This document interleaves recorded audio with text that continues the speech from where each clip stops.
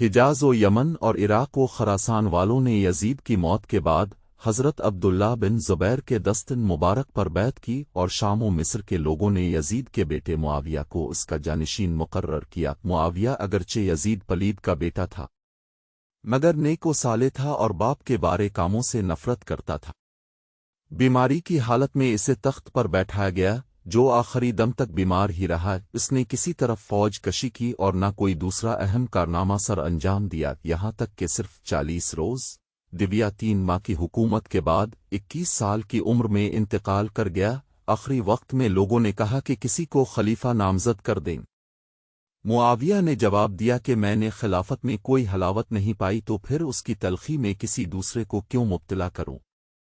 معاویہ بن یزید کی موت کے بعد شام و مصر کے لوگوں نے بھی حضرت عبداللہ بن زبیر کے دستن مبارک پر بیعت کر لی۔ کچھ دنوں بعد مروان نے خفیہ سازشوں کے بعد مصر و شام پر قبضہ جما لیا، اور جب وہ مرنے لگا تو اپنے بیٹے عبد المالک کو اپنا جانشین بنا دیا، جس کے بارے میں حضرت عبداللہ بن زبر فرمایا کرتے تھے کہ لوگ بیٹے پیدا کرتے ہیں، مگر مروان نے اپنا باپ پیدا کیا۔ عبد المالک دانش مند، فقیہ اور قرآن و حدیث کا جاننے والا، اور تخت نشین ہونے سے پہلے بہت بڑا عابد و زاہد تھا، اور مدینہ منورہ کے عبادت گزار لوگوں میں اس کا شمار ہوتا تھا، مگر بعد میں وہ بد عمل ہو گیا۔ غسان کا بیان ہے کہ عبد المالک اکثر حضرت دردے کے پاس بیٹھا اٹھا کرتا تھا۔ ایک دن دردے نے فرمایا، اے امیر المومنین، میں نے سنا ہے کہ تم عبادت گزار ہونے کے بعد شراب خور بن گئے ہو۔ اس نے جواب دیا کہ شراب خوری کے ساتھ ساتھ خون خوار بھی ہو گیا ہوں۔ مختار ثقفی نہ تو کوئی بادشاہ تھا، نہ حکمران، اور نہ ہی اس کے پاس طاقت بڑی فوج تھی۔ وہ حضرت امام حسین کی حمایت میں اٹھا، اور قدرت نے اس کا ساتھ دے کر اسے کوفہ کا حاکم بنا دیا۔ مختار نے کوفہ کا حاکم بننے کے بعد جو پہلا حکم جاری کیا وہ یہ تھا کہ جس گھر سے بھی قاتلین حسین کی نشاندہی ہوئی، اور جس نے بھی ان ظالموں کو پناہ دی، اس کے مکان کی بنیادیں اکھیڑ دی جائیں گی۔ جو لوگ اس میں شامل تھے وہ چھپنے لگے، مگر مختار کی فوج نے ہر طرف تلاشی شروع کر دی۔ مختار نے ایک دن کہا کہ میں کل ایک ایسے شخص کو قتل کروں گا کہ اس سے تمام مومنین اور ملائکہ مقربین بھی خوش ہوں گے۔ سم بن اسود نہ اس وقت مختار کے پاس بیٹھا ہوا تھا۔ وہ سمجھ گیا کہ عمر بن سعد کل مارا جائے گا۔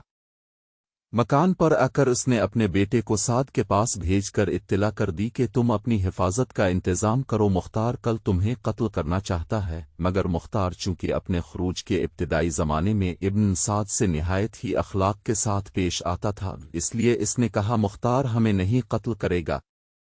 دوسرے دن صبح کو مختار نے ابن سعد کو بلانے کے لیے آدمی بھیج دیا۔ اس نے اپنے بیٹے حفص کو بھیج دیا۔ مختار نے اس سے پوچھا تیرا باپ کہاں ہے؟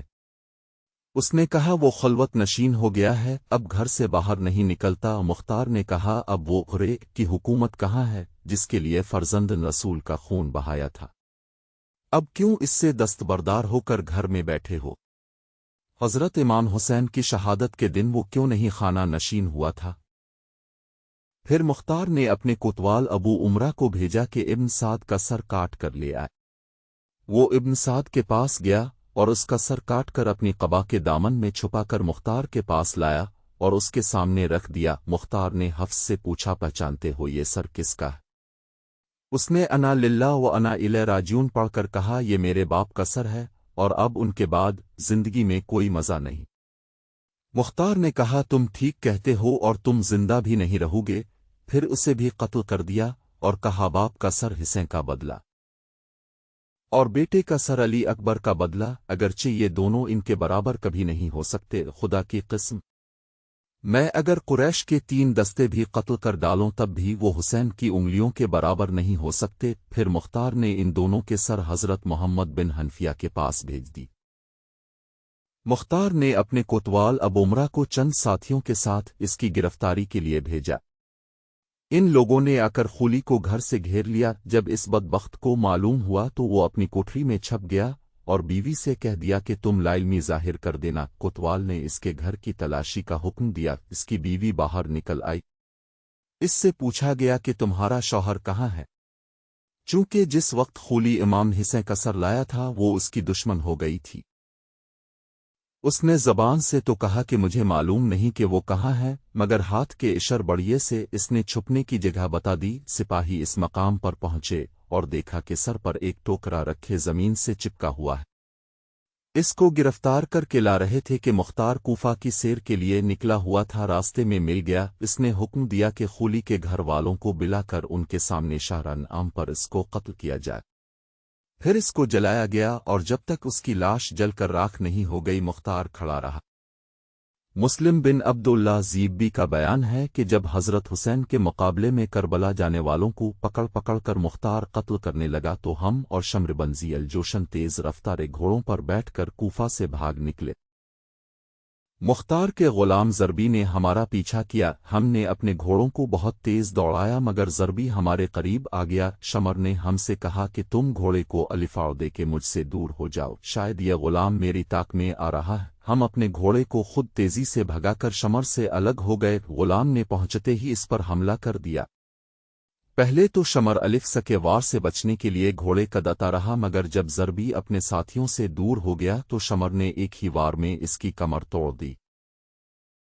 جب مختار کے سامنے زربی لایا گیا اور اس کو واقعہ معلوم ہوا تو اس نے کہا کہ اگر یہ مجھ سے مشورہ کرتا تو میں کبھی اس کو شمر پر حملہ کرنے کا حکم نہ دیتا۔ زربی کو قتل کرنے کے بعد شمر کلتانہ گاؤں پہنچا جو دریا کے کنارے واقع تھا۔ اس نے گاؤں کے کسان کو بلا کر مارا پیٹا اور اسے مجبور کیا کہ میرا یہ خط مصعب بن زبیر کے پاس پہنچا۔ اس خط پر یہ پتہ لکھا ہوا تھا، شمرزال جوشن کی طرف سے امیر مصعب بن زبیر کے نام۔ سان اس خط کو لے کر روانہ ہوا۔ راستے میں ایک بڑا گاؤں آباد تھا جہاں کوتوال ابو عمرو چند سپاہیوں کے ہمراہ جنگی چوکی قائم کرنے کے لیے آیا ہوا تھا۔ یہ کسان اس گاؤں کے ایک کسان سے مل کر شمر نے جو اس کے ساتھ زیادتی کی تھی اس کو بیان کر رہا تھا کہ ایک سپاہی ان کے پاس سے گزرا۔ اس نے شمر کے خط اور اس کے پتہ کو دیکھا تو پوچھا کہ شمر کہاں ہے؟ اس نے بتا دیا تو معلوم ہوا کہ 15 کلومیٹر کے فاصلے پر ہے۔ ابو عمرہ فوراً اپنے سپاہیوں کو لیے ہوئے شمر کی طرف چل پڑا۔ مسلم بن عبداللہ کا بیان ہے کہ میں رات میں شمر کے ہمراہ تھا۔ میں نے اس سے کہا کہ بہتر ہے کہ ہم اس جگہ سے روانہ ہو جائیں اس لیے کہ ہمیں یہاں ڈر معلوم ہوتا ہے۔ اس نے کہا کہ میں 3 دن سے پہلے یہاں سے نہیں جاؤں گا اور تمہیں خوف غالباً مختار کذاب کی وجہ سے ہے۔ تم اس سے مروب ہو گئے ہو۔ ہم جہاں ٹھہرے تھے وہاں ریچھ بہت زیادہ تھے، ابھی زیادہ رات نہیں گزری تھی کہ گھوڑوں کی ٹاپوں کی آواز آئی۔ میں نے اپنے دل میں کہا کہ ریچھ ہوں گے مگر آواز تیز ہو گئی تو میں اٹھ کر بیٹھ گیا، اپنی آنکھوں کو ملنے لگا اور کہا یہ ریچھوں کی آواز ہرگز نہیں ہو سکتی۔ اتنے میں انہوں نے پہنچ کر تکبیر کہی اور ہماری جھونپڑیوں کو گھیرے میں لے لیا۔ ہم اپنے گھوڑے چھوڑ کر پیدل ہی بھاگے اور وہ لوگ شمر پر ٹوٹ پڑے۔